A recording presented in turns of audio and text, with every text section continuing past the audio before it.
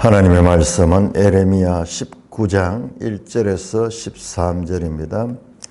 에레미야 19장 1절 여호와께서 이와 같이 말씀하시되 가서 토기장이의 옹기를 사고 백성의 어른들과 제사장의 어른 몇 사람과 하시더문 어기에 있는 흰놈의 아들의 골짜기로 가서 거기에서 내가 네게 이런 말을 선포하여 말하기를 너희 유다 왕들과 예루살렘 주민아 여호와의 말씀을 들으라. 만군의 여호와 이스라엘의 하나님이 이같이 말씀하시되 보라 내가 이곳에 재앙을 내릴 것이라.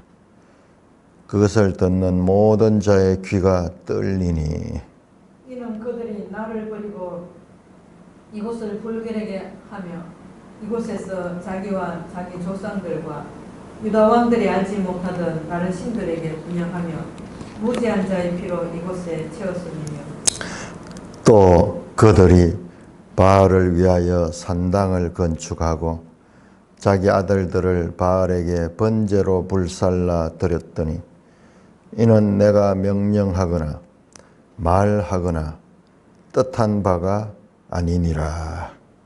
그러므로 보라 다시는 이곳을 도벳이나 흰놈의 아들의 골짜기라 부르지 아니하고 오직 죽임의 골짜기라 부르는 날이 이를 것이라. 여호와의 말이니라. 내가 이곳에서 유다와 예루살렘의 계획을 무너뜨려 그들로 그 대적 앞과 생명을 찾는 자의 손의 칼에 엎드러지게 하고 그 시체를 공중의 새와 땅의 짐승의 밥이 되게 하며 이 성읍으로 놀람과 조롱거리가 되게 하리니 그 모든 재앙으로 말미암아 지나는 자마다 놀라며 조롱할 것이며 그들이 그들의 원수와 그들의 생명을 찾는 자에게 둘러싸여 곤경에 빠질 때에 내가 그들이 그들의 아들의 살, 딸의 살을 먹게 하고 또 각기 친구의 살을 먹게 하리라 하셨다 하고 너는 함께 가는 자의 목전에서 그 옹기를 곁들이고 그들에게 이르기를 만군의 여호와께서 이와 같이 말씀하시되 사람이 토기장이의 그릇을 한번 깨뜨리면 다시 완전하게 할 수 없나니 이와 같이 내가 이 백성과 이 성읍을 무너뜨리리니 도벳에 매장할 자리가 없을 만큼 매장하리라. 여호와의 말씀이니라. 내가 이곳과 그 가운데 주민에게 이같이 행하여 이 성읍으로 도벳 같게 할 것이라. 예루살렘의 집들과 유다 왕들의 집들이 그 집 위에서 하늘의 만상에 분향하고 다른 신들에게 전제를 부음으로 더러워졌은즉 도벳 땅처럼 되리라 하셨다 하라 하시니라. 오 하나님 아버지 오늘을 감사합니다.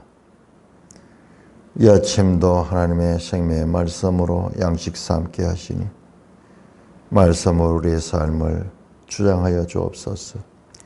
예수님 이름으로 감사하며 기도드리옵나이다. 아멘. 자, 이제 19장에 와서 심판 선언이 이제 시작이 됩니다. 자, 심판 선언. 선지자들이 하는 일이 바로 이 심판 선언이에요. 돌아오라. 너희들이 지금 잘못된 길로 가고 있다. 돌아오라. 슈브. 그렇지 않으면은 심판이 있다. 너희가 이 길에서 돌아서지 않으면 심판이 있다. 이게 선지자들의 역할입니다. 우리 선지자 그러면은 그냥 막 이렇게 생각하는데 선지자는 항상 이스라엘 역사의 위기의 때 이스라엘이 잘못된 길을 갈 때 하나님께서 하나님의 말씀을 대언하라고 보낸 자들이 선지자예요. 선지자는 하나님의 말씀의 대언자니까는 선지자들이 하는 말은 하나님의 말씀이야. 그런데 거짓 선지자가 있죠. 거짓 선지자는 사람이 듣기 좋은 말, 자기 생각에 옳은 말, 이런 것을 전하는 거예요. 그러니까 이 에레미야 시대에도 선지자들이 많이 있었어요. 그 뒤에 보면 나오는데 그 하나냐 이름이 하나냐라. 선지자가 네 하나뿐이 없느냐 이런 식으로 뭐 볼 수 있을 정도로 그 거짓 선지자의 대표적인 인물이 하나냐. 그리고 하나냐를 추종하는 많은 선지자들이, 제사장들도 마찬가지고 전부 안전하다, 평화하다, 그냥 사람들이 듣기 좋은 이야기, 사람들이 위로되는 이야기만 전하는. 그러나 그 가운데 하나님께서 에레미야를 특히 해가지고 하나님의 참 뜻을 전하는 거예요. 그러니까는 이 선지자의 말씀이 다른 그와 같은 말씀을 전하는 자들과 다르죠. 오늘날 교회도 마찬가지. 오늘날 교회도 바른 말씀을 전하는 목사와 그리고 사람들이 듣기 좋아하는 기복신앙적인 성공주의, 그 다음에 자기 개발 이 이야기를 하면 사람들이 다 흥분하거든요. 새마을 운동할 때 그런 자기 개발 그런 걸 막 불어넣어가지고, 그런데 그건 자기 신념을 심어주고 그렇게 하는 거예요. 교회가 그런 일을 하고 성공을 추구하고, 입만 열면은 어떻게 하면 성공할 수 있느냐, 어떻게 하면 높은 자리에 올라갈 수 있느냐, 입만 열면은. 근데 자기들은 그걸 하나님 말씀 전한다고 생각하거든요. 하나님 말씀을 전혀 깨닫지 못하는 거예요. 늘 보고 싶은 말씀만 보는 거예요. 그렇듯이 지금 에레미야 시대나 오늘 시대나 하나님의 말씀을 바르게 전하는 이 사람들의 수가 많지 않다는 것을 우리가 알아야 됩니다. 자, 에레미야에게 이와 같이 말씀하시되, 이제 가서 토기장의 옹기를 사고 백성의 어른들과 제사장의 어른 몇 사람과 하시더문 어기의 곁에 있는 흰놈의 아들 골짜기로 가서 거기에서 내가 이런 말을 선포하라. 자, 하나님께서 지금 실물 교훈, 다시 이제 이와 같이 행위를 통해서 메시지를 전하고자 합니다. 먼저 토기장이의 옹기를 사라. 옹기는 목이 좁은, 지난 개혁성경 오지병이라고 하는 오지병인데 목이 좁은 그런 옹기예요. 이 옹기 이름이 바크바크인데, 바크바크라고 되어 있는데, 그게 왜 그러냐면 그게 의성어예요. 요 옹기, 목이 좁은 요 옹기 그릇에다가 물을 넣어가지고, 술이나 물을 넣어가지고 이렇게 부으면은 바크 이 의성어로 이름이 나오는 거예요. 그 목이 긴 거는 흐를 때 나오죠. 바크. 자, 이 오지병은 그냥 토기로 만들어가지고 거기다가 불에 굽고 유약을 바르는 거예요. 유약을 발라서 물이 새지 않고, 그리고 겉 표면도 아주 깨끗하게 잘 관리될 수 있도록 만들어진 그런 완성된 토기입니다. 우리 앞에 나오선 토기장이가 진흙으로 성형하고 있었죠. 하다가 잘못되면은 다시 뭉쳐가지고 만들 수 있는 그런 성형 과정에 있는 진흙이고, 지금 이거는 불에 구웠기 때문에 이것은, 이 오지는 완성품이야. 자, 그 옹기를 사고 백성의 어른과 제사장 어른 몇 사람과 하시더문가, 백성의 지도자들이죠. 지도자들과 하시더문 어기에 있는 흰놈의 골짜기가, 이 예루살렘 성에도 여러 개의 문이 있습니다. 여러 개의 문이 있죠. 양문도 있고 분문도 있고, 보면은 이런 여러 문들이 있는데, 우리로 치면은 남대문, 뭐 서대문, 동대문, 뭐 이런 북대문 가는 건 없는 것 같다, 그죠? 그리고 우리 대구에도 이 동문, 서문 있죠. 서문시장이 있는 게 서문이에요, 서문. 동문, 북문, 남문, 남문시장, 남문이고 동서남북 이 맞춰서 그런 성의 문의 이름이 있는데 여기에는 이제 하시드문 한 문이 있어. 여기에는 하시드문이라는 뜻이 우리 매일성에 보면 나오는데 거기 보면은 이런 깨진 질그릇 조각을 버리는 이 쓰레기장 같은 곳이에요. 그런데 여기가요, 흰놈의 아들 골짜기잖아요. 흰놈의 아들 골짜기가 어디냐 그러면은 예루살렘이 산이거든요. 예루살렘이 산 위에 있는 도시거든요. 그러니까 그 주위로 돌아가면서 저 북쪽에는 산지예요. 북쪽에는 산지고, 그다음에 동쪽과 남쪽, 서쪽까지는 이렇게 골짜기로 돼 있어. 그래서 서쪽에 있는 골짜기가 기드론 골짜기고, 그다음에 남쪽에 있는 골짜기가 바로 흰놈의 골짜기예요. 흰놈의 아들 골짜기라고 부르는데, 우리말에 흰놈이라 그러니까 하면 놈자가 들어가가지고 상당히 부정적으로 보는데, 이건 그런 의미가 아니고 그냥 흰놈이라는 지명이에요. 그런데 그 이름대로 그 흰놈의 아들의 골짜기라고 불리는데, 여기는 우리 성경을 보면은 여기가 아주 우상 숭배가 있던 그런 장소예요. 그러니까 여기는 흰놈의 아들 골짜기 그러면은 쓰레기장 불태우고 뭐 이렇게 하는 그런 곳입니다. 자, 우리 에레미야 7장 한번 볼까요? 7장 31절. 에레미야 7장 31절 보시면은 흰놈의 아들 골짜기에서 도벳 사당을 건축하고, 뒤에 보면 도벳이 나오는데 흰놈의 아들 골짜기와 도벳이 같은 지역을 가리키는 다른 이름이에요. 흰놈의 아들 골짜기에 도벳 사당을 건축하고 그들의 자녀들을 불에 살랐나니, 그러니까 그러므로 여호와께서 말씀하신 날이 이르면 이곳을 도벳이라 하거나 흰놈의 아들 골짜기라 말하지 않고 죽임의 골짜기라 말하니, 지금 이게 똑같이 반복되고 있네요. 뒤에 보면은요, 이 이야기가 그대로입니다. 똑같은 말씀이네요. 짐승의 시체가 공중의 새와 짐승의 밥이 될 것이라. 그것을 쫓을 자가 없을 것이라. 그때 내가 유다 성읍과 예루살렘 성읍에 기뻐하는 소리, 즐거워하는 신랑의 소리, 신부의 소리 끊어지냐. 우상 숭배 가운데서 가장 악한 우상 숭배가 이것입니다. 자, 일단 우리 여기 한번 보세요. 7장 31절부터 7장 34절까지와 지금 오늘 우리 본문이 지금 같은 내용이 나와요.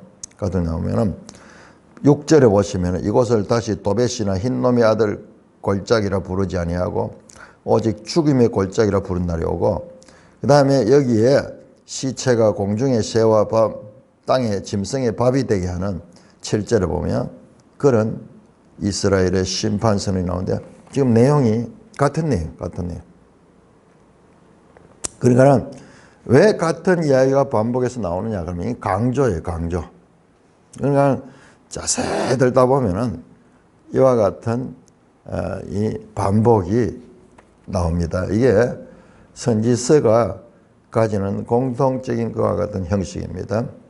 자, 흰놈의 아들 골짜기는 이와 같이 우상 숭배 가운데서도 가장 가정스러운 자신의 아기들을 갖다가 몰록 신에게 바치는 그래서 불을 태워서 인신 제사를 드리는 곳이에요. 여러분, 하나님 입장에서 얼마나 이것이 가정스럽겠습니까? 하나님을 섬기지 아니하고 그런 가나안의 우상을 숭배하는데 그것이 얼마나 비참하겠어요. 우리도 이해하기 힘들죠. 어떻게 해서 이런 악을 행했을까? 자, 그런데요, 이 당시에 이 사람들이 이걸 행할 때 우리는 도저히 이해 안 되죠. 그런데 우리 역사도 한번 돌아보세요. 우리는 인신공양 가는 게요. 우리 그 고대 민담 가운데 많이 있습니다. 심청이가 바다에 몸을 바치는 것도 인신공양이에요. 뿐만 아니라 저 신라시대 불국사의 그 에밀레종이라 그러죠. 그 성덕대왕 종인가 그 종을 만들 때요. 그 아기를 갖다가 그 샘물에다가 산채로 던져 넣어가지고 그래가지고 그 종을 만들었다 그러잖아요. 그래서 종이 치면은 에밀레 어머니 그거 한다 그런 이야기가 있잖아요. 그런데 그거를 우리가 참 이 아름다운 민담으로 덕스러운 민담으로 지금 우리가 전하고 있는 거예요.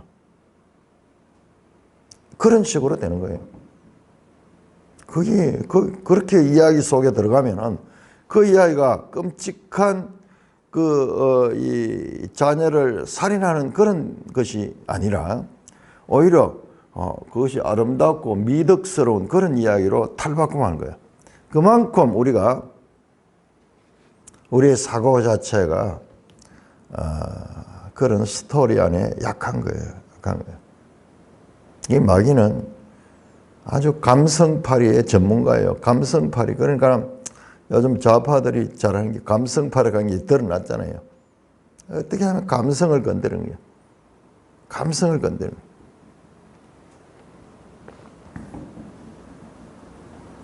흰놈의 아들 골짜기 가서 내가 이런 말을 선포하라. 거기 가가지고 오지병을 사가지고 옹기를 사가지고 가가지고 들고 거기서 말을 선포하라. 말하기를 너희 유다 왕들과 예루살렘 주민아 여호와의 말씀을 들으라. 만군의 여호와 이스라엘 하나님이 이같이 말씀하시다. 보라 내가 이곳에 재앙을 내릴 것이니 그것을 듣는 모든 자의 귀가 떨리리다. 이곳은 흰놈의 골짜기, 다른 말로 하면 도벳에서 재앙을 내리겠다. 이 도벳 자체가 하면 이 쓰레기를 태우는 곳이고 거기가 우상을 숭배하며 불태우는 끊이지 않는 연기가 거기서 올라왔다 그러잖아요. 계속 인신제사를 드리니까. 이곳에 내가 재앙을 내리겠다. 그 재앙에 대한 선포는 계속 이어지고 있죠. 이는 그들이 왜 재앙을 내는가 하나님께서 심판선을 하는 이유를 설명합니다. 이는 그들이 나를 버리고 생수의 근원이 되는 나를 버리고 스스로 우물을 팠다는 스스로 자기들이 살 길을 찾아가는 거예요. 이곳을 불결하게 하며 이곳에서 자기와 자기 조상들과 유다 왕들이 알지 못한 다른 신에게 분향하며 완전히 이게 가나안 신을 숭배합니다. 무지한 자의 피로 이곳에 채웠습니다. 자, 여기 중요한 겁니다. 우상 숭배와 더불어서 무지한 자의 피로 이곳에 채웠다. 이거는 한편으로 여기에서 인신 제사를 드렸다는 그런 의미로 될 수도 있고, 그다음에 이 전체적으로 보면은 예루살렘의 그 유다의 통치가 불의했다는 불의하는 거예요. 무지한 자를 죄를 덮어 씌워 가지고 그들을 죽게 만들고 오히려 악한 자들이 득세하게 되는 사회적 불의함, 재판하는 데서도 자기 이해관계에 따라 가지고 재판을 그렇게 기울어지게 하는 그런 재판. 우리나라에서 지금 심각하게 보이죠. 법관들이 아무리 정치가들이 잘못해도 법관들이 이 인정의 이해관계에 얽매이지 아니하고 바르게 법적인 판단을 하면은 국민들이 믿을 수 있을 건데요. 법관들이 기울이진 판결을 하는 거예요. 자기에게 이해관계에 있는 자에게는 무거운 죄도 가볍게 판단하고, 그 다음에 자기와 이 이해관계가 없는 쪽에는 가벼운 죄도 무겁게 판단해가지고 그게 횡행하고 있는 거예요. 형평성이 기울어져 있는 거예요. 그러니까 이게 하나님이 가장 싫어하는 거예요. 가장 싫어. 법 체계를 믿지 못하게 되면은 이거는 그야말로 그 나라의 기강이 다 무너지는 거예요. 지금 그것을 하나님 가장 싫어하는 거예요. 우상숭배뿐만 아니라 이와 같은, 그러니까 이게 어떤 면에서 우상숭배를 하게 되면은 그런 사회적인 불이함을 행하게 되는 거예요. 왜냐 그러면 믿는 신 자체가 기복적이잖아요. 그러니까 이게 자기 좋은 대로 하는 거예요. 자기 좋은 대로. 자기한테 이해가 되고 모든 것을 자기중심적으로 기복주의적으로 행하게 되는 거예요. 그러나 하나님을 바르게 섬기면은 그런 판단을 할 수가 없는 거예요. 공의로우신 하나님의 그 성품을 따라서 최대한 법관들은 공의롭게 자기의 사사로운 감정에 휩쓸리지 않고 그렇게 해야지 나라의 질서가 서는데요. 이것이 단순한 작은 한 개인의 잘못이 아니에요. 이것은 나라 전체에 영향을 끼치는 그와 같은 나라의 기강이 무너지는 것이죠. 그래서 하나님은 그들이 사회적으로 불의함,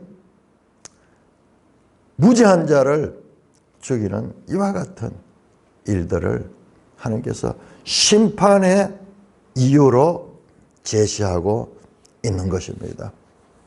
그러니까 지금도 우리가 예수 믿는다 그러면서 자기의 수호신처럼 자기는 보호해주고 자기는 뭐 불의하게 해도 지켜주고 그리고 그 대신 자기는 하나님께 종교적인 정성으로 보상한다는 것은 그것은 바로 이 에레미야 유다 말기에 이스라엘의 죄에 동참하는 것과 마찬가지입니다.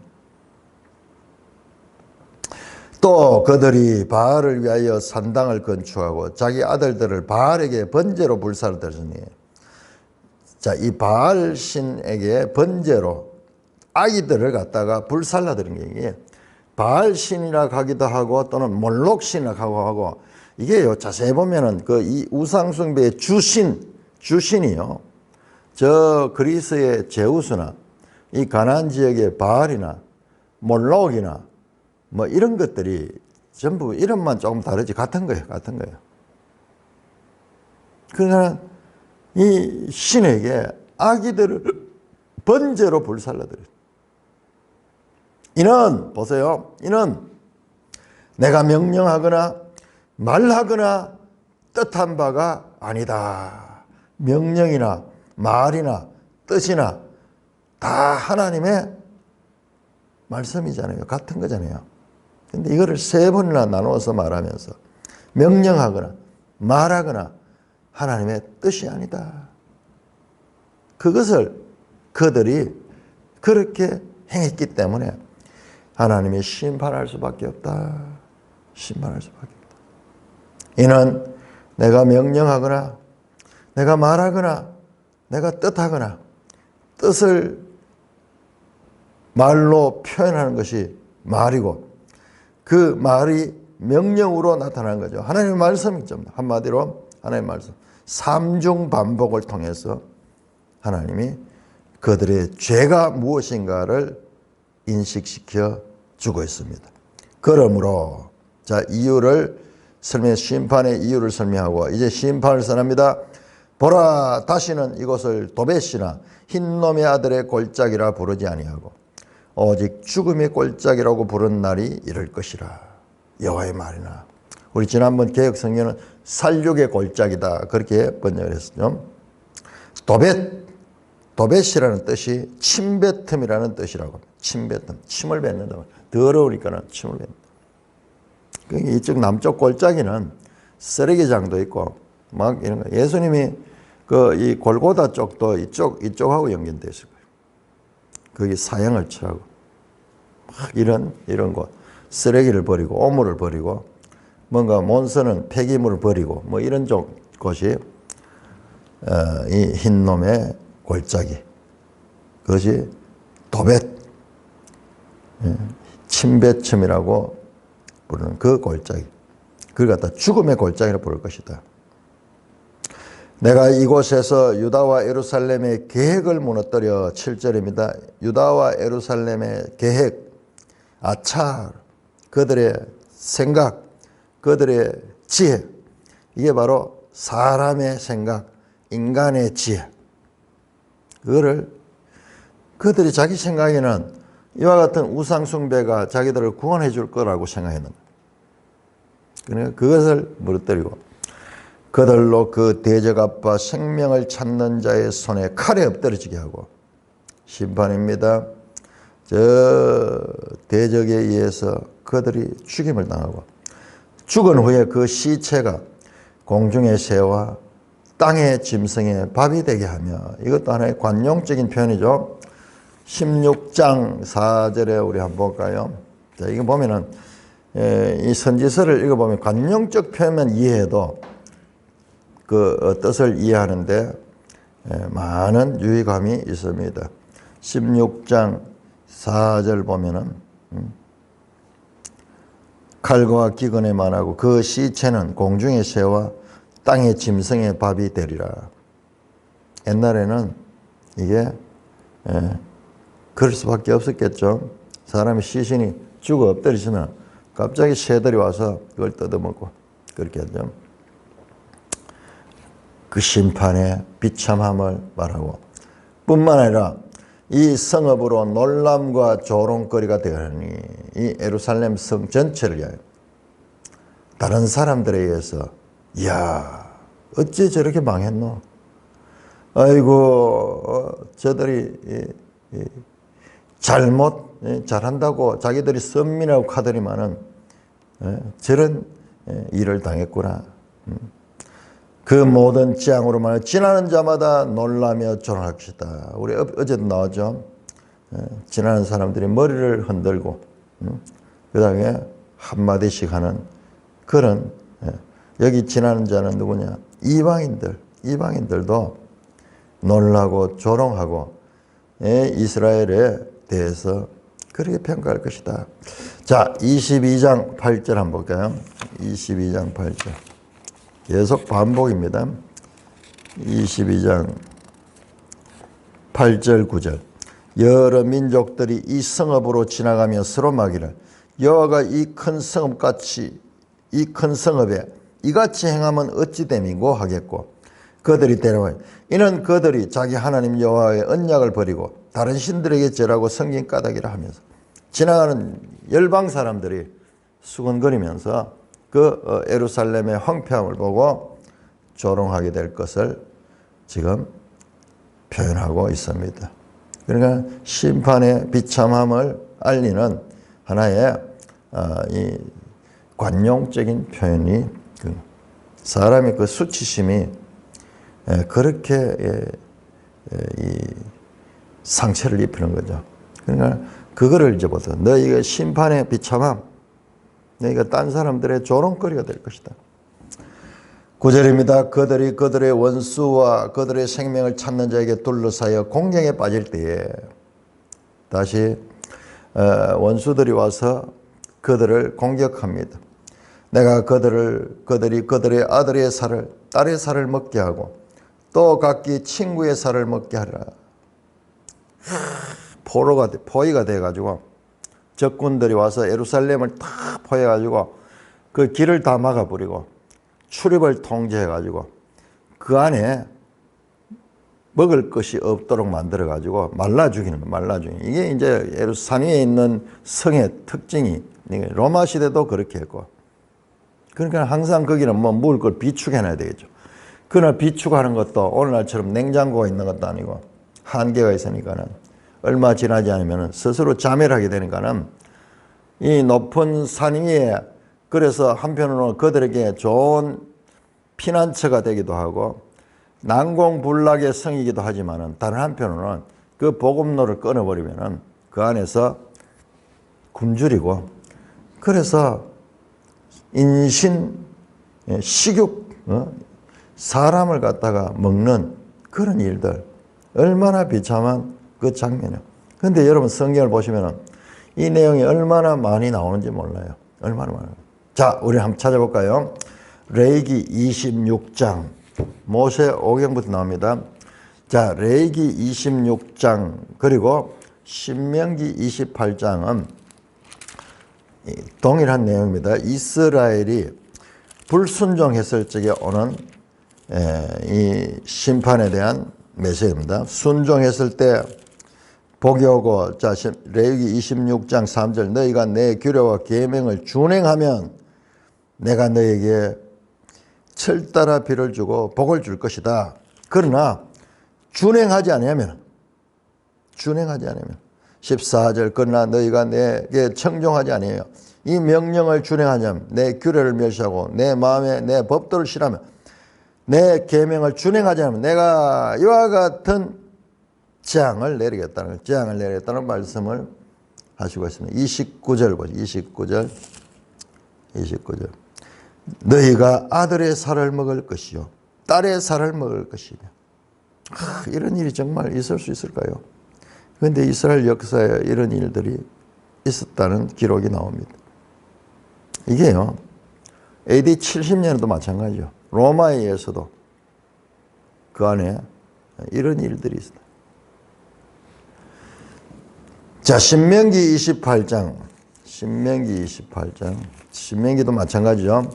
순종하면은 너희가 복을 받고 불순종할 경우에 심판을 받게 될 것. 28장 1절 내가 내 하나님 여호와의 말씀을 삼가 듣고 내가 오늘 내게 명령하는 그의 명령을 지켜 행하면 여호와께서 네게 복을 줄 것이고 모든 민족에 뛰어나게 하시다. 15절 그러나 만일 네가 네 하나님 여호와의 말씀을 순종하지 않으면 내가 내게 명령하는 모든 명령과 규례를 지켜 행하지 않으면 내가 저주를 줄 것이다. 28장 53절 보시면은 내가 적군에게 에워싸이고 맹렬한 공격을 받아 곤란을 당함으로 내 하나님 여호와께서 내게 주신 자여 곧 내 몸의 소생의 살을 먹을 것이며 너희 중에 온유하고 연약한 남자까지도 그의 형제와 그의 품의 아내와 그 남은 자녀를 미운 눈으로 바라보며 자기가 먹는 그 자녀의 살을 그중 누구에게든지 주지 아니하리니 이는 네 적군으로 말미암아 네 모든 성읍에 에워싸어 맹렬히 너를 쳐서 곤란하므로 아무것도 그에게 남이 없는 거예요. 또 너희 중에 온유하고 연약한 부녀 곧 온유하고 연약하여 자기 발바구도 땅을 밟아보지도 아니하던 자들도 자기 품의 남편과 자기 자녀를 미운 눈으로 바라며 자기 다리 사이에서 나온 태와 자기가 낳은 어린 자식을 남몰래 먹으리니 이는 내 적군이 내 생명을 에워싸고 맹렬히 쳐서 곤란하며 아무것도 얻지 못하라. 자, 이게 지금 에레미야는 AD 600년 이 초입니다. 600년 초. 그런데 신명기는 모세 시대 말씀이고 레위기 신명기는 모세 시대 BC 1500년인데 이미 이것이 다 예언이 되어 있어요. 이 다 예언. 지금 신명기와 레위기에서 장차 불순종하면 일어날 일이 그렇게 예언이 되는데 지금 이게 거의 성취되고 있는 거예요. 순종하지 아니하는 거예요. 불순종함으로 이 말씀 그대로 이렇게 자기 자식들, 자기 남편, 그러니까 정신이 다 돌아버립니다. 굶주리게 되면은 뭐 윤리, 도덕 뭐 이런 것도 없어지고 단지 짐승의 본능처럼 그래서 서로 이와 같다. 이보다 더 저주스럽고 이보다 더 죄악된 일이 어디에 있겠습니까? 이만큼 무서운 심판이 선언됩니다. 10절입니다. 너는 함께 가서 가는 자의 목전에서 그 온기를 깨뜨리고 앞에서 함께 가라 그랬죠. 백성의 어른들, 제사장 어른들과 함께 아시도 문을 자 거기 가서 이제 이 말씀을 선포하고 그 다음에 그 앞에서 보는 눈앞에서 그 온기를 깨뜨리라. 왜? 깨뜨리면서 이렇게 말해라. 만군의 여호와께서 이와 같이 말씀하시되 사람이 토기장이의 그릇을 한번 깨뜨리면 다시 완전하게 할 수 없음같이 이와 같이 내가 이 백성과 이 성읍을 무너뜨리니 도벳에 매장할 자리가 없을 만큼 매장하리라. 실제로 이 돈을 주고 산 옛날에는 아주 귀한 물건들이에요. 이런 것들이 요즘은 막 그릇 같은 게 넘쳐나죠. 일회용 그릇도 넘쳐나고. 근데 이 시대는 이 그릇 같은 건 이 얼마나 귀한 건데 이걸 그대로 깨트리면 새 것을 갖다 그대로 깨트려. 충격적인 일을 통해서 실물교훈 이처럼 이 옹기병이 깨어지듯이 이스라엘이 파멸될 것이다. 깨면은 쨍그랑 하면서 깨지잖아요. 근데 한번 깨진 것은 다시 회복할 수가 없어. 저 성형할 때 진흙 상태에서는 마음대로 다시 바꿀 수 있지만은 불에 구워서 그리고 유약을 발라가지고 사용되는 그 그릇은 깨지면은 다시 붙일 수가 없어요. 붙여도 쓸 수가 없어요. 거울과 마찬가지 거울 파경판 거울이 깨지면은 다시 붙일 수 없어요. 아무리 붙여도 그 금이 갖는 것을 만회할 수가 없습니다. 이렇게 보여줍니다. 그걸 보여줘가지고 실물 교훈을 통해서 강력한 하나님의 심판의 메시지를 전하고 있습니다. 이와 같이 내가 이 백성과 이 성읍을 무너뜨리니 도벨에 매장할 자리가 없을 거다. 자, 이걸 보여주면서 이 예루살렘, 이 유다도 이와 같이 파괴될 것이다. 자, 왜 이야기를 이렇게 반복할까요? 왜 이렇게 반복할까요? 이거는요, 강조예요. 그만큼 너희가 이런 심판을 받지 말아라. 이 심판은 무서운 거야. 이 심판은 너무나 놀라운 거야. 지금이라도 돌아오라 하는 그와 같은 하나님의 심정을 읽어야 돼요. 왜 이 이야기를 계속 반복할까요? 그 말은 심판하기 싫은 거예요. 아니, 심판을 원한다면 한번 딱 말하고 좋아. 그러면서 그대로 때려볼 텐데 하나님은 너 이렇게 돼. 하나, 둘, 셋 반. 심판하기 싫은 거예요. 너희가 돌아오라. 그 심정을 우리가 읽어야 됩니다. 그 심정을 읽어야 돼요. 어제 어떤 분이 설교를 하는데, 이 에레미야서를 설교하는데 들었는데, 자, 왜 이렇게 하나님은 이스라엘의 죄에 대해 가지고 반복해서 말씀하실까? 너무 지리하다 우리가 봤을 적에 성도들도 이해를 못하는 거예요. 이렇게 이 죄에 대해 가지고 심판에 대해서 계속 입만 열면은 그 심판을 이야기하니까는 성도들이 이 성경을 보기 싫어한다. 보기 싫어한다.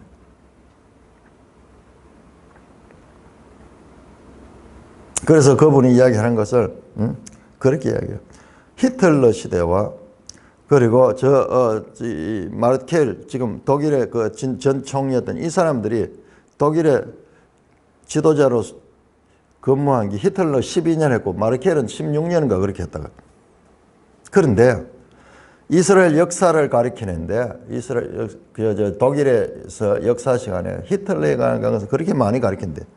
짧은 시간에 통치했지만 그가 악을 많이 행했기 때문에 그걸 가리켰는데 저는 그 설명이 부족하다고 생각해요. 부족합니다. 그런 정도가 아니에요. 이거는 전 인류에게 죄가 무엇인가를 가르쳐요. 죄. 기독교는 죄에 대한 명확한 인식과 그 죄 문제를 해결하러 오신 예수 그리스도. 이것이 기독교의 핵심 사상이에요. 그러므로 이게 단순한 역사적인 유다 말기의 죄 그 자체를 드러내는 게 아니라 본질적으로 그 인간의 죄 전체를 드러내는 하나의 모형적인 것이 바로 이 유다 말기의 선지자들이 선포하는 그와 같은 죄와 심판 선언인 거예요. 그래서 이 로마서 가면은 이게 나오잖아요. 온 인류의 죄, 유대인의 죄, 이방인의 죄. 이것은 온 인류의 죄. 이 죄가 사망을 가져오고 이 죄가 모든 인간 사회에 불행을 가져오기 때문에 그 죄를 가리키는 그런 교훈이 이 속에 들어있습니다. 단순히 역사적인 그와 같은 그 시대의 죄를 지적하는 것 이상이라니까요. 이상. 그러니까 구약 성경이 모형. 인간의 죄가 얼마나 무서운 것이며 그 죄가 어떻게 온 하나님의 창조한 세상을 더럽히는가를 보여주는 실물 교훈. 그 역사적 신뢰가 이스라엘 역사.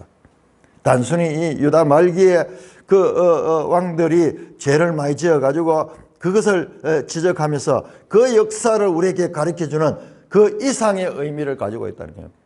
우리 배웠잖아요. 센수스 플래노. 더 넓은 의미. 이게 성경을 제대로 읽는 거예요. 단지 이스라엘 역사에 유다 말기에 이와 같은 악행만 가르친 게 아니에요. 그렇게 하려고 그러면은 다른 세상 역사도 마찬가지예요. 그런데 그걸 이야기를 하면서 어떻게 하면 계속 반복하잖아요. 반복해서 죄에 대한 하나님의 심판이 있다. 이것을 우리에게 심어주는 거예요. 이걸 심어주는 거예요. 특별히 이 시대만 악해가지고 그 시대의 역사를 밝히는 것이 아니라 모든 인간 존재의 이 죄 문제에 하나의 모델을 보여주고 있는 것입니다. 그래서 신약에 들어오면은 예수님은 죄인들을 구원하러 오신 분이야. 저들을 죄에서 구원할 자다. 그래서 예수, 그의 이름을 예수라. 이는 그들의 죄에서 구원할 자다. 죄가 뭔가를 알지 못하는 거예요.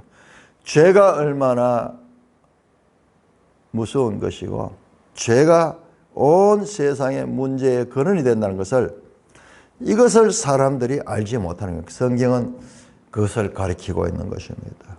그래서 죄를 이런 드러난 한 역사적인 한 시기의 죄 이걸 보는 게 아니라 이 배경에 깔려있는 인간 존재의 죄성 이걸 보면은 이게 오늘날 우리에게도 동일하게 적용되는 거니까 왜 성경이 이 죄 문제를 그렇게 깊이 다루고 심판에 대한 경고를 반복해서 아니 하나님 심판해버리면 그만이지 왜 똑같은 이야기를 반복하는가. 그만큼 심판하기 싫어하시는 그 하나님의 심정을 알아야 되고 우리는 그걸 통해서 죄에 대한 바른 이해를 해야 되는 것입니다. 10절입니다. 너는 함께 가는 자의 목전에서 그 옹기를 깨뜨리고 토기전 깨뜨리죠. 그래서 이 도벳에 매장할 자리 없게. 12절입니다. 여호와의 말씀이는 이곳과 이거 가운데 주민이 이같이 행하고 이 성읍으로 도벳 같게. 도벳이 쓰레기장 같은 그것인데 이 성 전체가 예루살렘 전체가 도벳처럼 쓰레기장이 되게 할 것이다. 예루살렘 13절 집들과 유다 왕들의 집들이 그 집 위에서 하늘의 만상에 보내는 다른 신들에게 전제를 부음으로 더럽혀졌다. 예루살렘의 집들 유다 사람들 그 집을 보니까 이게 옥상에 돼서 요즘 스라브식으로 그렇게 돼 있더라고요. 그러니까 그 옥상에 올라가서 거기에 무슨 곡물도 말리기도 하고 뭐 이렇게 하는 장소죠. 기도하는 장소기도 하고 그렇죠. 그거 보면 사도행전을 보면은 옥상에 가서 기도하는 장면도 나오죠. 그러니까 지금 스라브식으로 옥상이 돼 있어 가지고 올라갈 수 있는 그런 장소인데 그런데 그곳에서 뭐 했냐. 예루살렘의 집들과 유다 왕들의 집들 왕들의 집 왕들이 사는 집들 위에 그 집 위에서 뭐 했느냐. 옥상이죠. 그 집 위에서 하늘의 만상에 분향하고 다른 신들에게 전제를 부었다. 예루살렘의 그 집들 위에 옥상에서 하늘의 만상에 분향했다. 하늘의 만상은 하늘의 달과 별과 해와 뭐 이런 것들을 가지고 그것을 신으로 숭배하는 그런 것이에요. 그런 것들. 자, 우리 한번 볼까요? 이것이 정말 어떠했던가. 열왕기상 23장. 열왕기상 23장은 요시야 시대거든요. 그러니까 에레미야가 활동했던 때가 요시야부터 시작이 되죠. 왕상 23장 우리 한번 볼까요? 왕하 23장이가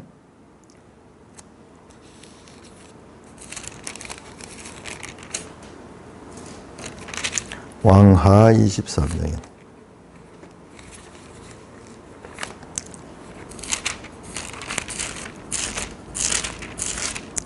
그렇습니다. 왕하 23장. 왕하 23장 12절. 자, 여기 보면 5절부터 나오니 옛적에 유다 왕들을 세워서 유다 성읍과 예루살렘 주의 산당들을 분향하며 우상을 섬기한 제사장들을 피하며 또 바알과 해와 달과 별대와 하늘의 모든 별에게 분향하는 자들, 이 하늘에 이 해와 달과 별들을 숭배하는 거예요. 예. 자, 그들이 어떻게 하냐? 12절에 보니까 12절에 유다 여러 왕이 아하스의 다락 지붕에 세운 제단들과, 그러니까 지붕에다가 제단을 만드는데 그 제단에서 뭐 했느냐? 바로 이와 같은 해와 달과 별, 하늘의 만상에게 제사를 드렸다. 성전 두 마당에 다락의 지붕에 세운 제단들과 므낫세가 여호와의 성전 두 마당에 세운 제단, 왕이 다 헐고 거기서 그 가루를 냈다. 그러니까 이 왕들과 예루살렘 주민들이 그 지붕, 자기 집 지붕에다가 하늘의 만상을 숭배하는 그와 같은 일들이 있었다. 자, 예레미야 32장입니다. 우리 매일 성경에는 지금 이번에 26장까지인가 그렇게밖에 안 나와요. 예레미야 32장 한번 볼까요?